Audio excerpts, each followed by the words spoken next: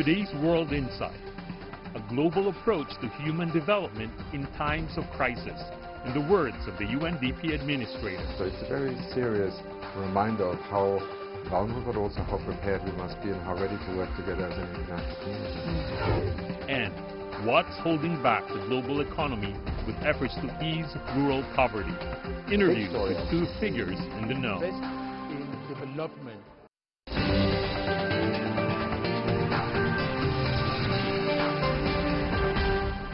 Here's our host, Tian Wei. Hello and welcome to World Insight, coming to you from Beijing. I'm Tian Wei. Let's begin today's program with once again the coronavirus. Over 42,000 confirmed cases and more than 1,000 deaths were reported in China, while millions across the nation have been affected by home quarantine as the Spring Festival holiday just comes to an end. Kim Steiner, the administrator of the UNDP, or United Nations Development Program, wrote a letter to the Chinese President Xi Jinping last week, praising the efforts of the Chinese medical community in treating the viral epidemic. He also expressed the UNDP's willingness to provide any support China needs. Earlier on the sidelines of the World Economic Forum, I had a chance to talk to him about his views on the brewing public health emergency and its impact on global development agenda. Take a listen.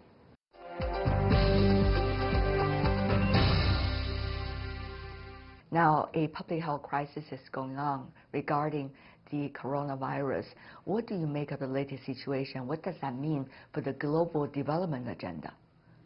Well, first of all, I think we have already seen how literally overnight for a country such as China, for its economy, for its people, this immediately can turn into a significant threat. And I think it just demonstrates that here we are in the 21st century with all the technology, all the science, and yet sometimes we are faced with something that can very quickly destabilize the way in which a country functions. Sadly, it coincides with Lunar New Year in China when an enormous number of people travel. So I think we have all been saddened by watching the impact, but immediately also through the World Health Organization, the international community can work together with China, and that is part of living in the 21st century. We can sometimes face a phenomenon that we call zoonotic diseases that possibly jump from the animal kingdom onto humans and then spread very quickly. And I think we have seen it also with other pandemics and also with Ebola. It can stop international travel. It can literally derail economies. So it's a very serious reminder of how vulnerable but also how prepared we must be and how ready to work together as an international community. But we are not that ready, is it? I mean, if you look at the recent changes, even the World Economic Forum regarding the big power rivalry or interaction as one of the biggest global risks for the year. So, Mr. Steiner, for someone working on development agenda, peace and stability probably is something you would put at the very top priority for everything. But to you, what does that mean? Well, I think optimism does not stand in contradiction to realism, and above all for talking in truthful terms about what is happening. But in Africa there is a wonderful proverb: when the elephants fight, it is the grass that suffers. And I think we are in a situation today where the two largest economies on the planet are not in alignment. They are more defined by a notion of competition and confrontation than by a sense of collaboration. And that is not good for the rest of the world, and I believe it will ultimately also not prove the long-term strategy for either country. So one of the things that we have to ensure right now is that we continue to use the fora that we have, such as the United Nations, which was always intended to be a place where, despite our difference, despite competing interests, we continue to collaborate. And that is, I think, the challenge we face right now. For development, the current conflicts and tensions are serious. We've already seen the impact on GDP growth globally, on trade, and that immediately translates into the livelihoods of people, the opportunity to earn their income, to develop businesses in new markets. You know, SDG was put out to the rest of the world as an aspiration, but this was before the so-called geopolitical uncertainties, the latest one. So many question whether the SDG can still be achieved. Now, first of all, it is already an aspiration. Secondly, there's a much extra difficult layer of things. So from a development agenda's perspective, Mr. Steiner, what does that mean to your goals, your benchmarks, your year-on-year specific achievements? What does that mean?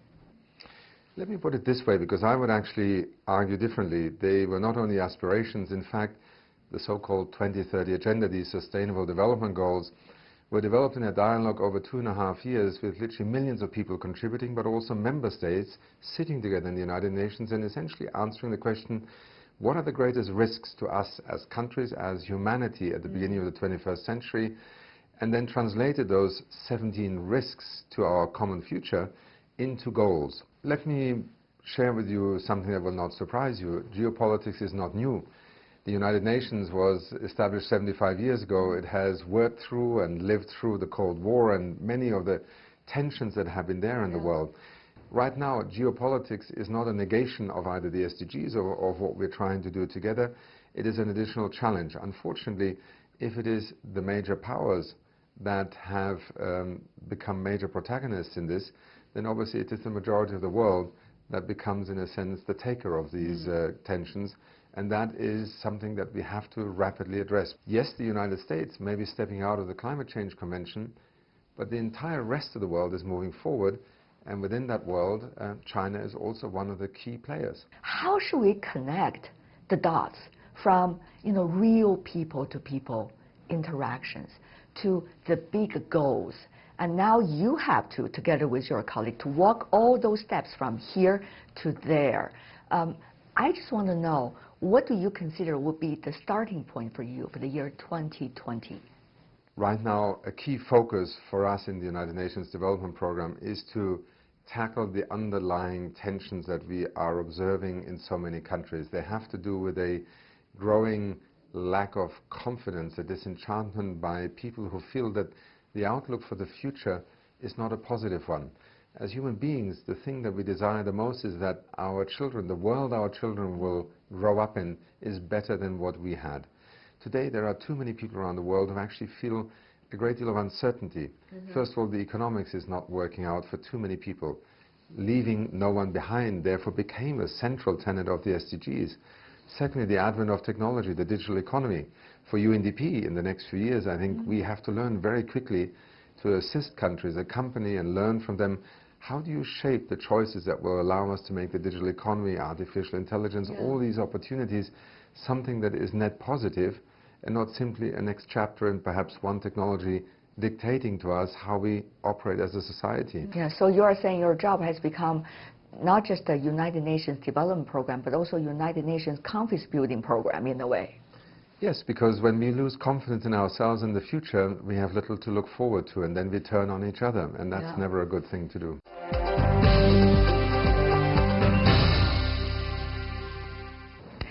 You're watching World Insight, still to come on our program. What's holding back the global economy and efforts to ease rural poverty? Interviews with key figures in the know. And the big story, obviously, is fundamental shift in global power. They have become increasingly equal.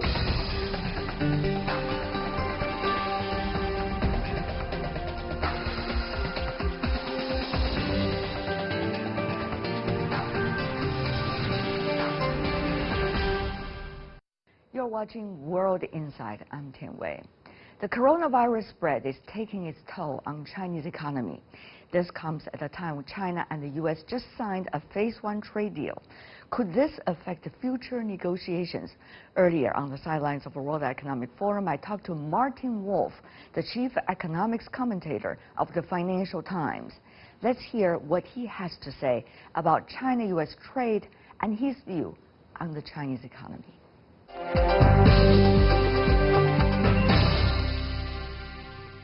I've been a fan of your articles.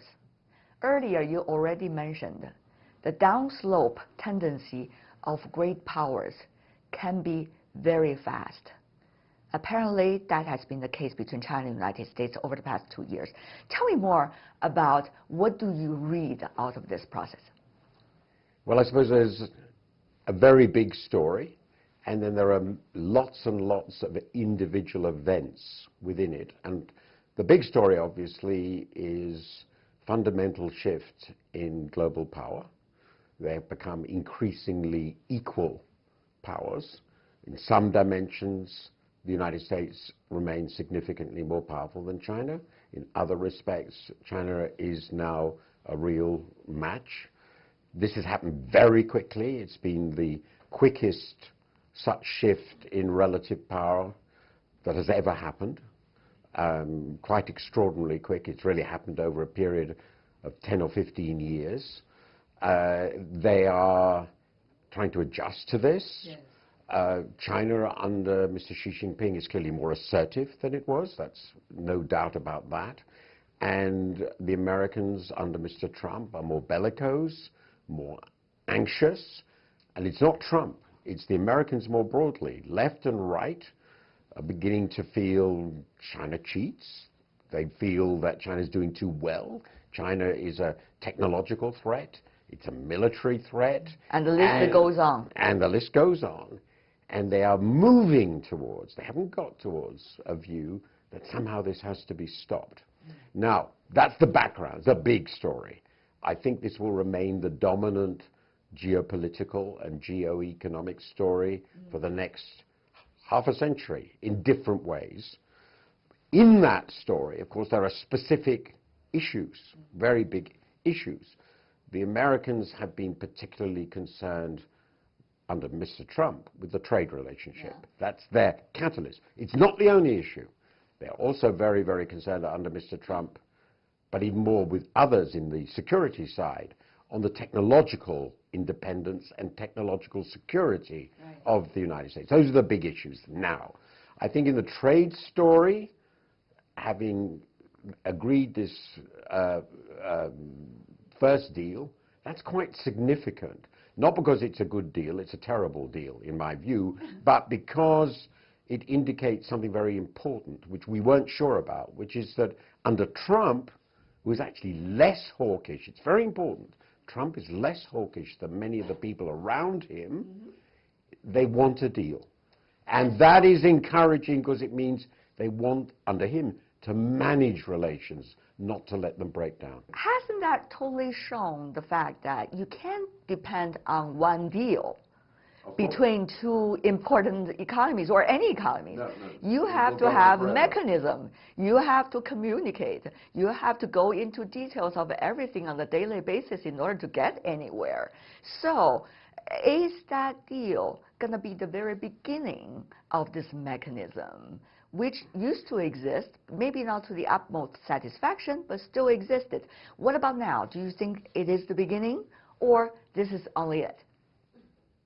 I'm not sure there will be a second stage deal, so they talk about part one and part two, but the most important point you make, with which I wholly agree, is that this is a step, a stage, in an ongoing process which will go on, as I said earlier, forever. Yeah, I mean, forever, but 50 years, 100 years, in which they will be constantly renegotiating. There will be friction. It will never be smooth, easy, comfortable. And this deal has within it, in its structure, the certainty that there will be further friction. China, U.S., even GDP-wise, only 40% or less. The other part of the world, yes. The other part of the world, 60, that's 60, majority. So when the two economies are interacting over the past 2 years, the others are watching, including the European Union, even though it is divided also within the entity itself. But what role will, quote unquote, the others play, particularly this big player called the European Union? The US went out of its way to exclude other big players from their discussions with China. They approached this completely bilaterally. And the Europeans and the Japanese, the other big external power, decided the sensible thing to do is to sit on the sidelines and just see what happens. We don't want to be involved. We don't want to make choices between the two. Let them get on with it. So that's their position. I think the US is beginning to show signs, interesting with a recent deal with the EU and Japan, on technology, that they will want to multilateralize it. Because the US, I think, has begun to realize that in dealing with China, they have an important asset, which is allies, potential allies. And this is, of course, very worrying, I know, for the Chinese. They don't want everybody to gang up on them. Let's talk about the immediacy. Election year. At the same time, during election year, the second stage of China-US trade deal could be difficult. It is also difficult for the others to know where Washington is going, Washington as a whole, and whether the current president will be the president for the next 4 years. Of course. So can the other players, the Europeans included, be able to stand by for the rest of the year to see what Washington would come up with? Yes, I think there is. I expect nothing to happen further this year. What about 5G? 5G is already there, right? That is in a lot of areas already. If the Europeans wait, it means they might lose 1 year of using 5G in real term. Now, the Americans are already developing their own 5Gs. The Europeans are also trying, but still. So what does that mean near term? Well, 5G is a very special issue because it involves the security systems. Of course, but the biggest, the country that will be most pressured on this year is Britain. Yes. I don't think the Europeans are going to make decisive decisions on 5G this year, and I think it's pretty clear that there will be a role for Huawei in Europe. What its role will be is still open. The British and the Americans are still clearly in conflict over this, and there will be probably, as part of the negotiations between Britain and the US on a post-Brexit relationship, there could well be a decision on Britain's use of Huawei. I don't think the British will very willingly give up Huawei in 5G, but that's a very specific issue. In other trade issues, the Europeans, everybody else will want to sit out the election year, and they think, with the exception of the US-EU relationship, nothing to do with China, the US-EU relationship, where the Americans are going to push, they think that the Americans are not going to drag them in further into issues relating to China. And furthermore, the EU is developing its own policies towards China, but it's quite a long way from deciding what they should be. And at the moment, Mr. Hogan, who is the commissioner, is focusing on the US. To what extent do you think UK at least aspires to establish or maintain certain kinds of stability in its relationship with the other big economies? I'm not just saying China, China included. And in that way, what does that mean for the UK's choices of policies and also the Europeans' capital's choices of policies? I have 2 points, one about the relations with China and then a much broader point. Yes. The general position of the Europeans, including the British, the general position is if there is this ongoing friction between the US and China, as far as they're concerned, they're going to do everything they can to avoid having to take sides. For now. For now. But they have some very specific issues with China of their own, the most important of which are China's role as an investor in Europe. That's very clear, worry for Germany particularly, and China's role, we've already discussed, in technology 5G. Those are issues that are important, and there are a lot of other issues they have with China where their view is very similar to the Americans. Intellectual property and so forth, so they'll be perfectly happy. There are actually, this is important, they are very concerned about the US-China trade deal because it looks as though China will deliver what the Americans want at the expense of Europeans. But I don't expect anything sensationally hot. Now, the other aspect of it, which you raised, you talked about Britain, we are trying to construct a new trade relationship with the world. And from this point of view, it's very, very clear Britain has a ranking of importance, of hierarchy. Right. The most important thing is a new relationship with the European Union. The second most important thing is a new relationship with the United States. And after that relations with other countries, including China. Right. And I don't expect us to do anything on relations with China as a new trade policy in 2020. That is bound to occur later on.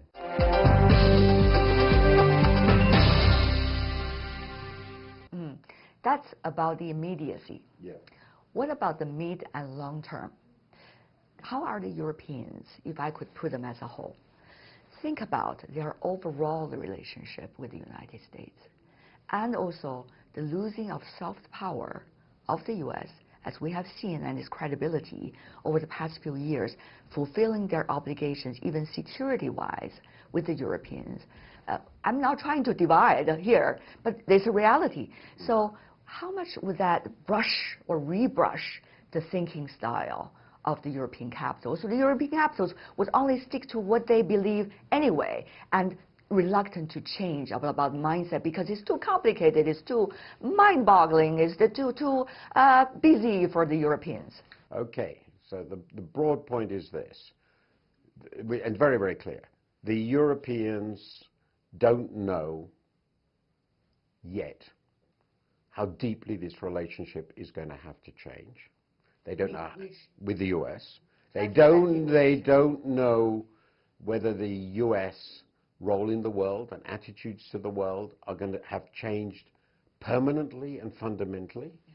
They are very, very anxious, very worried about it, but this is incomparably the most important economic, political, and security relationship for the Europeans. Yeah.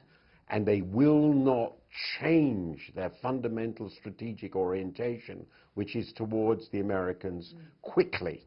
It will take years, unless something very dramatic happens, and doesn't seem likely. It will take many, many, many years before the Europeans say this relationship is basically gone. Are they ready to pay the price for that? I think it's very clear they will not.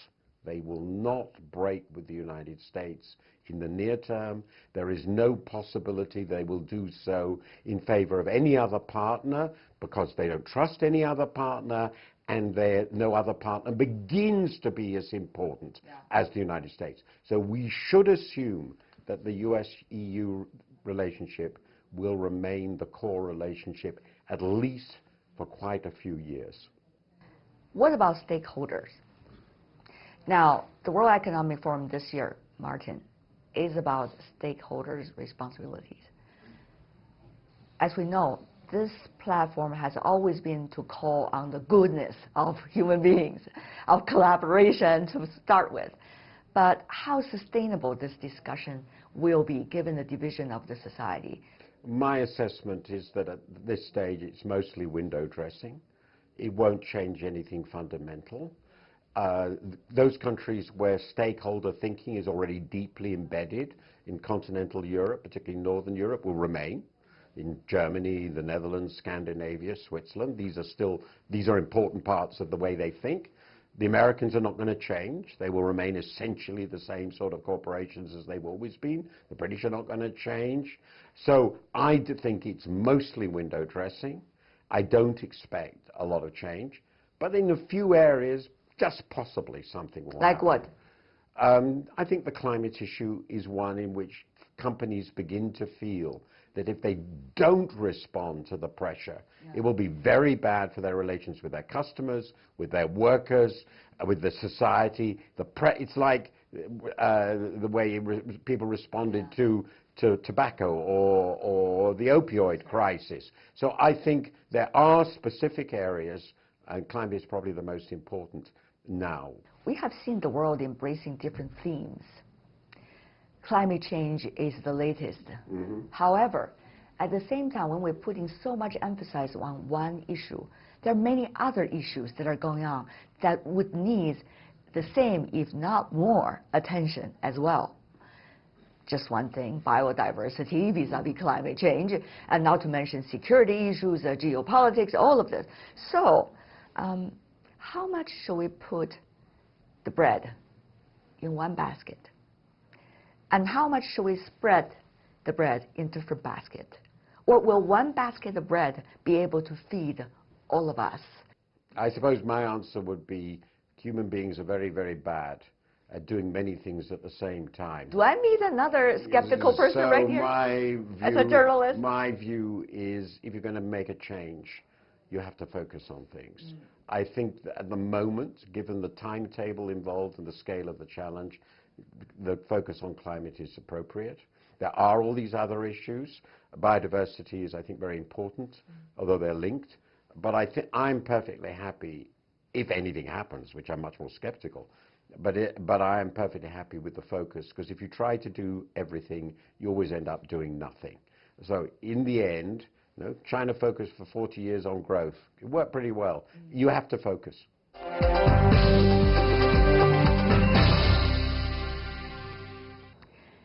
Martin Wolf from the Financial Times. You're watching World Insight, still to come on our program today. Despite the growth in the global economy, the scourge of rural poverty and hunger remains. The solution, in the words of a UN agency executive, right after the break. We should not wait when there's a crisis before we invest in development.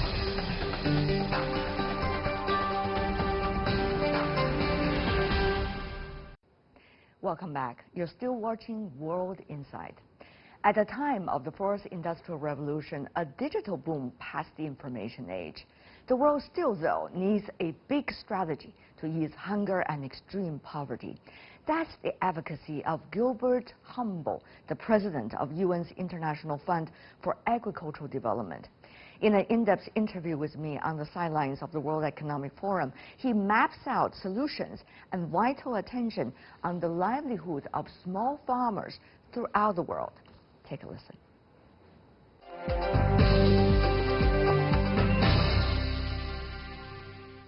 Mr. Humble, what a pleasure to see you here. Thank you so much for having me. You've been meeting grassroots farmers from all over the world during your yearly travel. What are exactly they are demanding right now when it comes to agricultural development? See, the grassroots producers, first of all, they have a lot of dignity. So they don't want to be assisted, kind of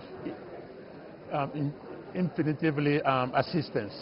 They want to take charge of their life. So most of the things that they will be asking you is what will help them to take charge of their life. What's your answer in different economies? So what we do is not only a matter of policy, but concretely, the projects we finance are the projects that will help them being self-sufficient, generate economy for themselves, both in farm and non-farm area. Give me two examples. Now, for example, will be to ensure that a cooperative could be very well trained and can take care of buying the fertilizer by themselves. For example, in Africa? In Africa, in South or Southeast Asia, in some part of the Caribbean, and we are in those three continents. What about in the developing economies? In the developing economies, the problem, of course, is much more acute. We know that we have in this whole world 820 million people that still go to bed hungry, and 80% of them are in the rural area. So it's much more important for us to focus our intervention in the rural area. Right. So what you do is you target the women, because we know that by targeting the women, the production is much more likely to increase and to have a multiplying effect. We also are focusing obviously on the youth through giving them opportunity either to training or rural finance for them to be able to start their own SMEs in the rural setting. Right. What about for developed economies? Agriculture is a very controversial issue usually in the economies. Subsidies, trade wars, all of this related to it. What about in the developed economy, sir? No, clearly we know that the food system as is today, the food system is broken. This is one of the reasons why the Secretary General Gutierrez is calling for a food system summit next year, 2021.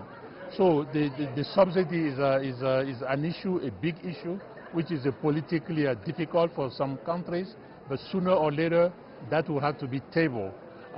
we know that food production worldwide for decades, we produce more than we need to feed the 8 billion that we are now. So it's a matter of distribution, a matter of managing the food waste and of lost. It's also a matter of ensuring that it's not just about food security, it's also about a mean for the producers to really get their fair part of the value they contributed to create it.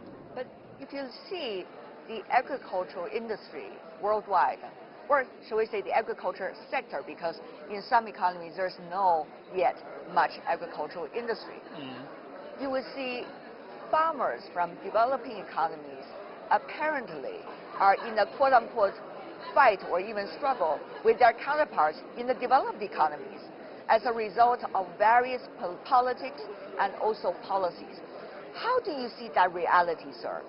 In the reality, you will not see a face-to-face challenge, but through their contribution to the value chain or the supply chain, yes, the problem does exist. Today, we are here in Switzerland. If you were to take to buy a coffee, an espresso, maybe at 5 Swiss francs, what the portion of that goes to that farmer that really raised the coffee to start with? Very little. And we don't even have enough credible data on that. And the farmers, those farmers, they still don't have enough access to the internet, so they can also have transparent information to be able to negotiate. That's right. So that caused a lot of unfairness, and this is why in IFAD we are really focusing 100% of our activity in supporting, and this is why I'm saying that our way is to support them to take charge of themselves, and one of the things you've got to do is to bring them to have the voice. Yes. To be able also to know their interest and to defend it. That's going to be a very complicated project, isn't it? But not impossible. All right. Let me also ask you about leapfrogging. One of the things developing economies have is the advantages of doing leapfrogging as a result of technological advancement and applications of it. So how much opportunity, sir, do you see right there? What does that mean for the grassroots farmers that you've been talking to, who finds frustrated out of the chaos right now? I mean, the problem is there, I have to confess. The technology, we all need it, including our smallholders. We're going to need the technology. But most of the innovation are also happening where the private sector genuinely believe they're going to make money to really get their return on investment as quick as possible. And those domains are not necessarily where the smallholder, the small producer, are much more in need. So there could be a mismatch between where the innovation is going and where are the real need from a social perspective. This is why we do believe that, but we need the private sector. Yes. We need the innovators. But how to match? To match it, so we need to also, the public finance and the government policy also have to contribute together with the private sector to ensure that some of those investments are targeted to the need of the grassroots producers. Because, you see, we need to increase the productivity, and we need to really make sure they have a very good storage, and they can do basic transformation without having to create huge industries. That's well said. But are there some specific cases and studies, or case studies, shall we say, examples that people can get inspirations from? Give me one or two very specific ones, not policy, but with real people. The equipment for planting, which help the smallholders to be 3 times faster.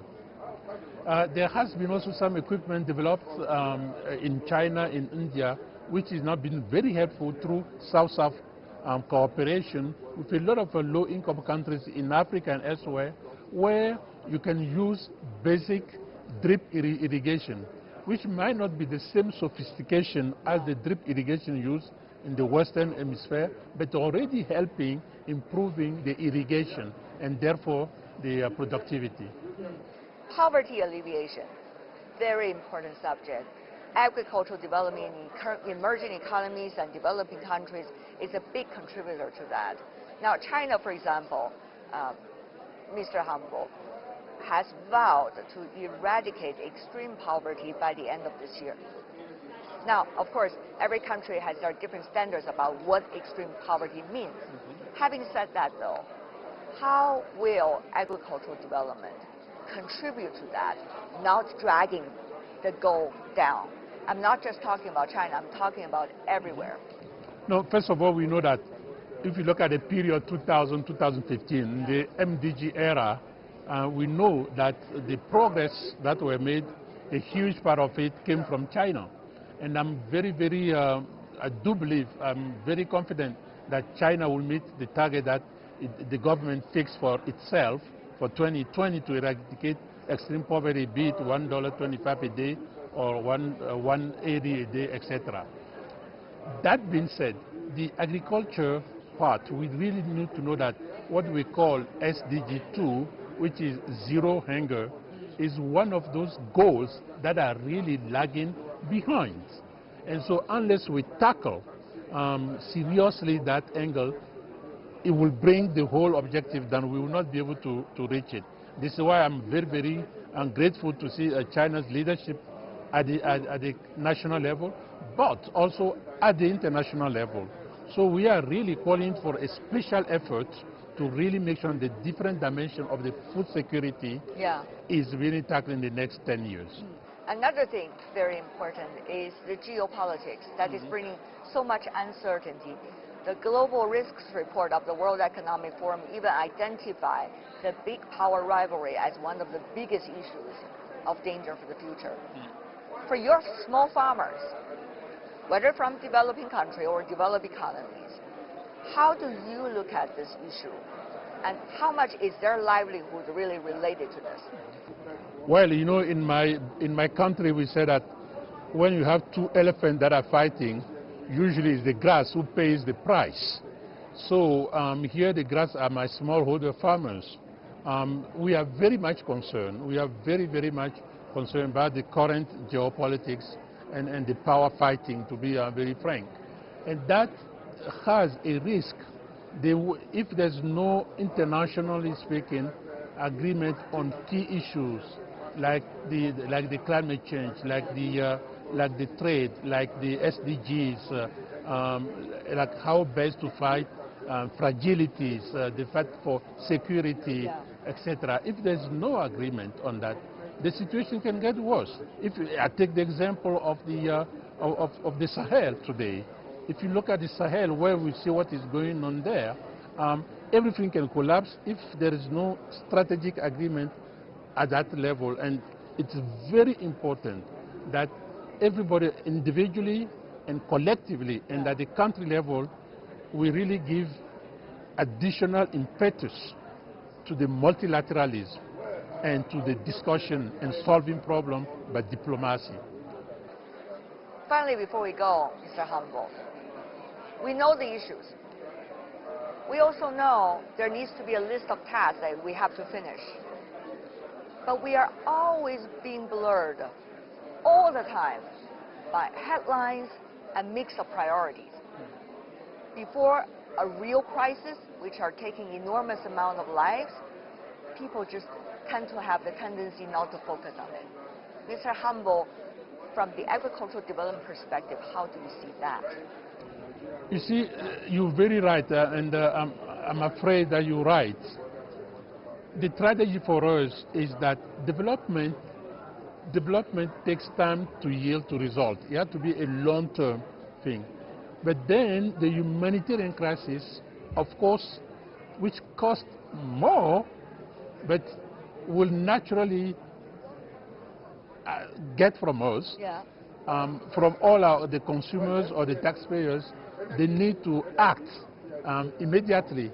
So what's happened, very often the humanitarian crisis will zip a big part of the whole resources available for development, rightfully.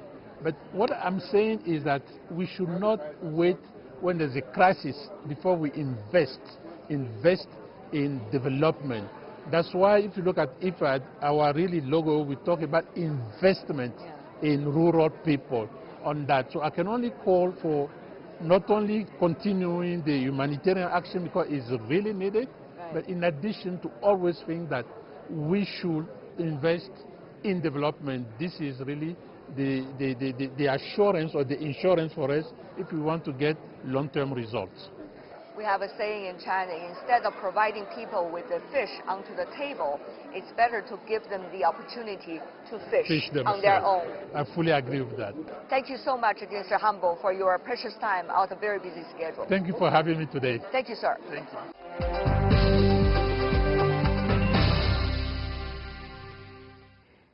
And that is all the time we have for today. If you'd like to see more, try to find us on YouTube channel, World Insight CGTN. Meanwhile, you could also find us on Twitter and Facebook accounts. From me, Tian Wei, and everyone on the World Insight team, thanks for watching and tune in again next time for insights across China and the world.